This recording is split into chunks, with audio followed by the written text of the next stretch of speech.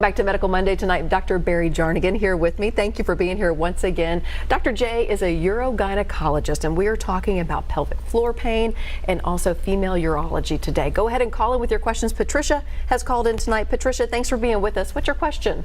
Yes, thank you for taking my call. And this is definitely things that women don't like to talk about, rather embarrassing. You talked about pelvic pain. I was wanting to ask the doctor about Piriformis syndrome and what can be done to alleviate the pain from that. I've been suffering from that in my left hip now for about a year, and it's quite debilitating, and I want to know if he can recommend something that can be done to treat it and what I can do to stop it from coming back if I can ever get rid of it. Thank you so much. All right, Patricia, thank you. I'm going to put you on hold, so listen to your TV. First of all, what is that? So that's piriformis is a muscle that's in the pelvic floor, and it is kind of on the back side, if you will, of the pelvic floor, and so it is going to cause back pain.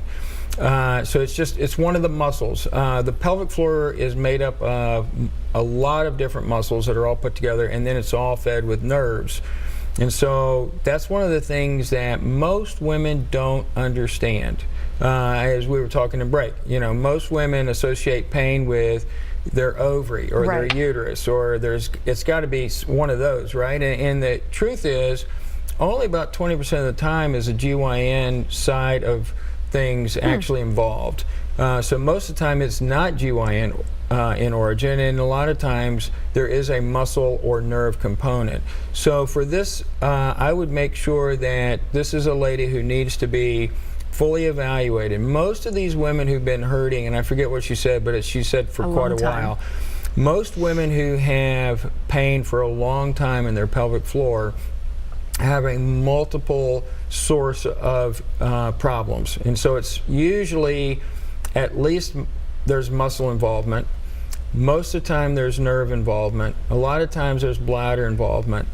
A lot of times, because of the chronicity of the pain, there's also significant, some women can start getting depression. It's very difficult to wake up every morning with pain, go to bed every night of pain. And certainly this is not suggesting that women come to me and a lot of times they go, well, somebody told me it's in my head. No, it's not in your head. The pain is in your pelvis.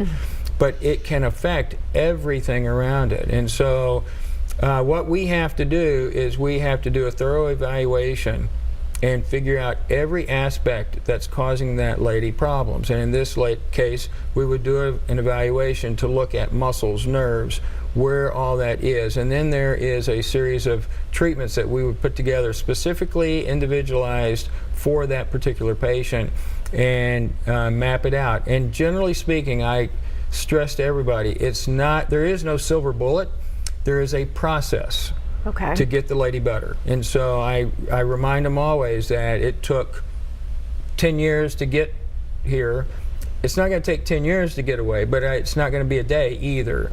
And so we treat the nerve, and we have a new treatment that, as far as I know, we're the only ones doing it currently in the country. There's a few of my colleagues that are calling, and I'm beginning to work with some of the colleagues around, but we kind of started it here, where we're injecting an amniotic fluid cell-based allograft around the nerve, and it gives that nerve a chance to heal. The nerve is the most difficult thing to get to heal. When the nerve is injured, muscles are difficult to get better, but physical therapists are very good with muscles. But the nerve is very difficult to heal. It's because it has to regenerate some. Exactly, exactly. And so this is regenerative medicine, and we're putting the allograft around the nerve, and we're What is an allograft? It's coming from something other than that patient's body.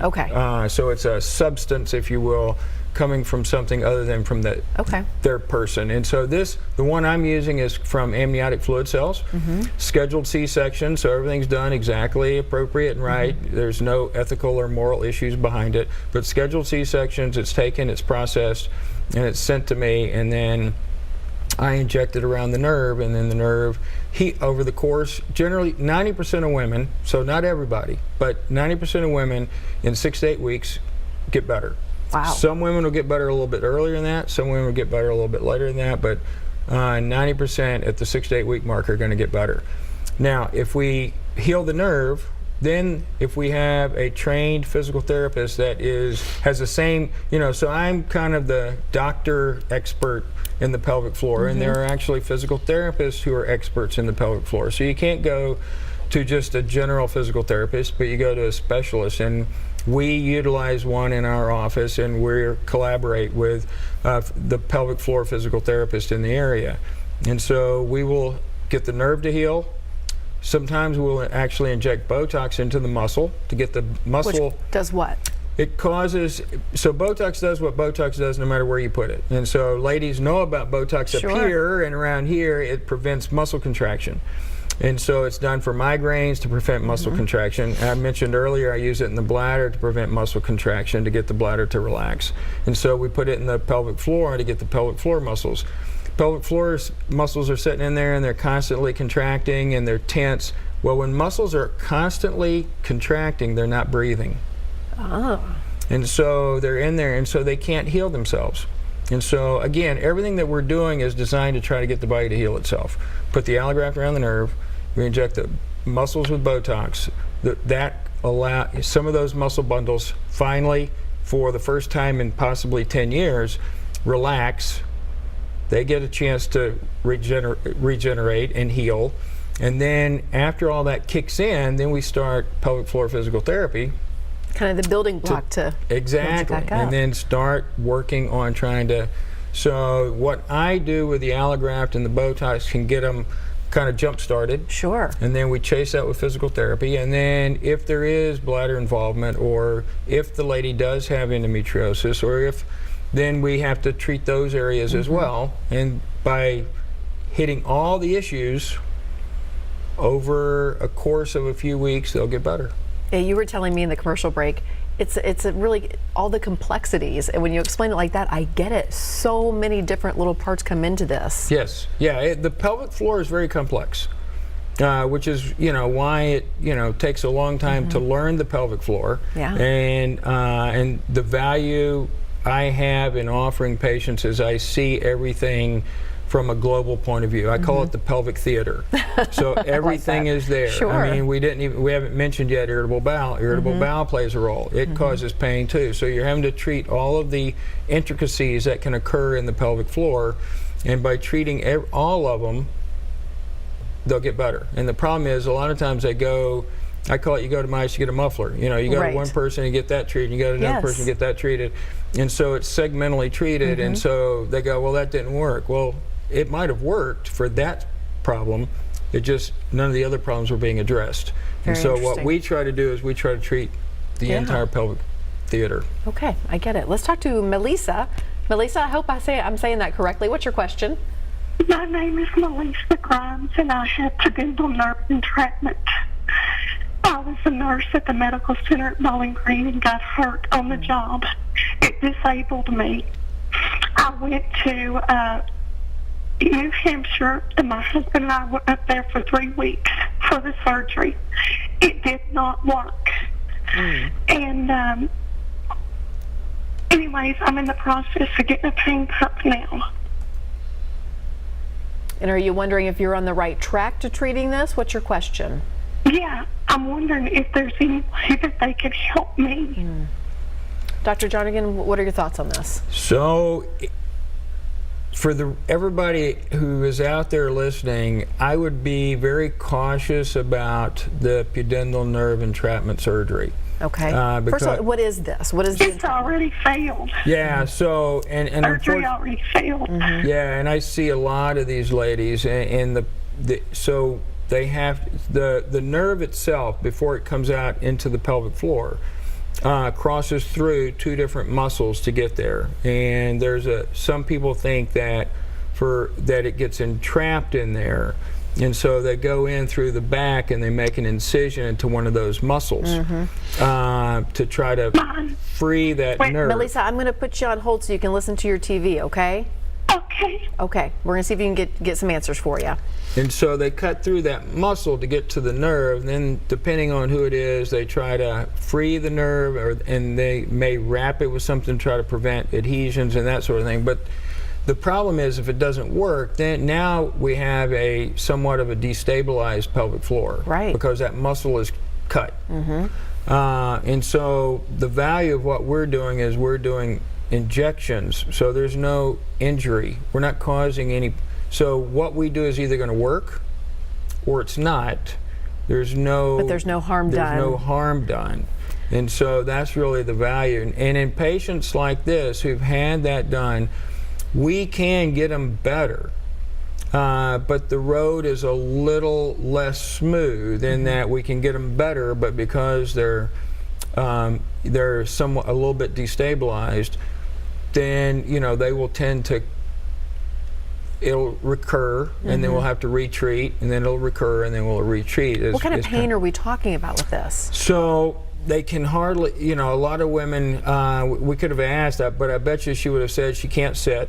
Can't sit at all because it's women will talk about their sit bone. Yeah. It hurts to sit, and so they can't sit for any length of time, and they actually hurt after a while. And I suspect, based on the way she sounds, she is at this point where it pretty much hurts all the time. Yeah. Now she said she was having a pain pump put in, and wondering if that's the right way to go. Yeah. What do you think? So pain pumps can be helpful, and certainly I work along with the guys that do that, and sometimes a combination of that.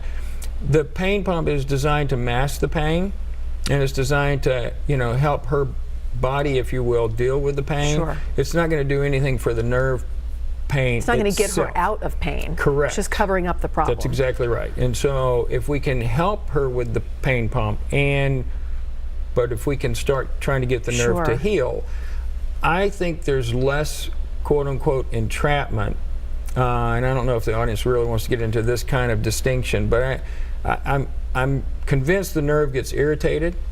I'm convinced the nerve gets damaged. I'm not as convinced that it gets quote-unquote entrapped. There's nowhere really that there's any real good reason for the nerve to get bound up. And you started this by saying be very leery about this surgery. Yeah, you want to be very cautious. There's